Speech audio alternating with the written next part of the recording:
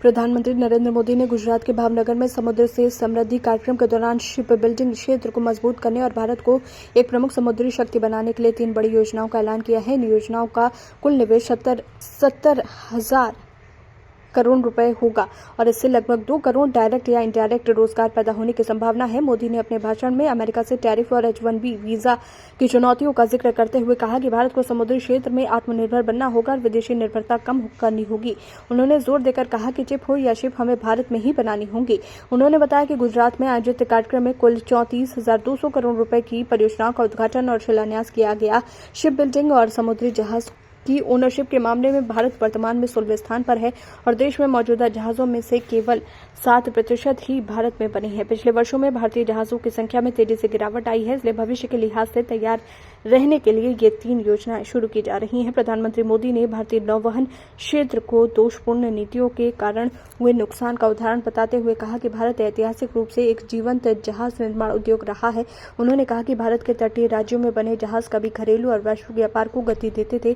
50 साल पहले भी भारत के घरेलू निर्मित जहाजों का उपयोग किया जाता था और उस समय आयात निर्यात का लगभग 40% इसी माध्यम से होता था। उन्होंने कहा कि अब ये घटकर मात्र 5% रह गया है और भारत विदेशी नौवहन कंपनियों को हर साल लगभग 75 अरब अमेरिकी डॉलर या 6 लाख करोड़ रुपए का भुगतान करता है।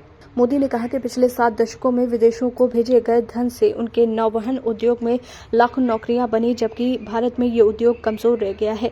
उन्होंने स्पष्ट कहा कि चिप या शिप हमें भारत में ही बनानी होंगी। उन्होंने घरेलू बंदरगाहों को वैश्विक समुद्री महाशक्ति के रूप में भारत के उदय की रीढ़ बताया। प्रधानमंत्री ने बताया कि अब देश के सभी प्रमुख बंदरगाहों को बहुविधि दस्तावेजों और खंडित प्रतिक्रियाओं से मुक्त करा दिया जाएगा।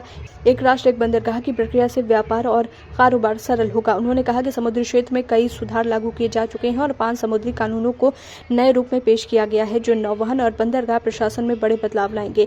मोदी ने कहा कि नौवहन क्षेत्र को मजबूत करने के लिए बड़े जहाजों को बुनियादी ढांचा का दर्जा दिया गया है। इससे जहाज निर्माण कंपनियों को बैंकों से ऋण प्राप्त करना आसान होगा और उन्हें कम ब्याज दरों का लाभ मिलेगा। बुनियादी ढांचे से जुड़े सभी वित्तीय लाभ अब इन उद्यमों को मिलेंगे। प्रधानमंत्री ने 3 प्रमुख योजनाओं की घोषणा की। पहली योजना ship building financial assistance scheme के तहत 25,000 करोड़ रुपए दिए जाएंगे। दूसरी योजना मैरीटाइम डेवलपमेंट फंड में 25,000 करोड़ रुपए का निवेश होगा, जिससे इस क्षेत्र के लोगों को लंबी अवधि तक सुरक्षा मिलेगी। तीसरी योजना greenfield ship building mega cluster के लिए 20,000 करोड़ रुपए की होगी, जो लैंड कनेक्टिविटी और बंदरगाहों के विस्तार के लिए वित्तीय सहायता प्रदान करेगी। जानकारों का कहना है कि चीन और दक्षिण कोरिया के उदाहरण को देखते हुए भारत सरकार ने यह कदम उठाया है। आने वाले समय में इन पहलों से शिप बिल्डिंग और समुद्री क्षेत्र में लगभग 2 करोड़ रोजगार पैदा हो सकते हैं।